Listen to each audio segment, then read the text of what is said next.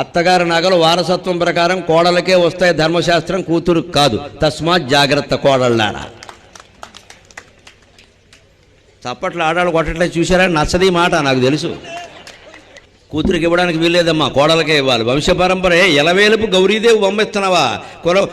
గోత్రం మారిందా, ఇంటి పేరు మారిందా, నగలు మారవా? నగలే వెళ్ళాల్సింది.